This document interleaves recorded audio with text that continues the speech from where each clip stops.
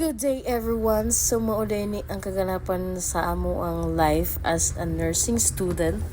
So murag wala namin nagkasinabot ani kung unsa nay amo ang angay nga buhaton kay. So very hard nga pala maging nursing student. Pero okay lang, kaya lang yapon.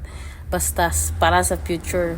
So while waiting di ay no nagpaabot ni sa second subject namo sa exam. So ari nagkalingaw mi sa ako ang classmate nga banha kay gusto ga siya mokuha og vital sign kay mo practice na gani siya. Sige nurse.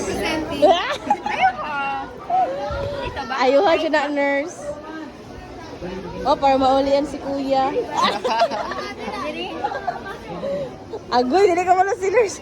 Day, wala pa man ko, day. Ayaw ko na, day. Ay, bakit ka gago? Yun.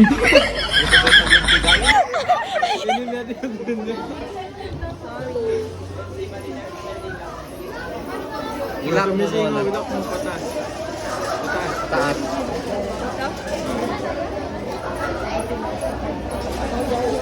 Lamayo naman kaday.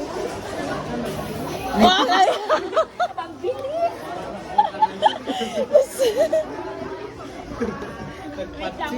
Napod ko din sa taas sa third floor no, nagtanaw-tanaw kay pahuway sa mata. So nakita na ko ni samot magkasakit akong mata. Grabe kadaghang nagtawo. Pero okay ra kay loy kay mga person nag-study. Dayon pagkahuman no, naana pod mi diri nag-ret dem me. So mao na ni nami sa physical examination karon. So mao na among gipanghimo. Lingaw baya pero sa high kapoy kay mag-memorize man pero carry lang gyapon nga unsa bitay gi-enter nga nung nag-nursing di mag-agwanta ka day. Diya maning kamot jud ay surrender mao pagay pagsugod mo surrender na so why suko ay ani.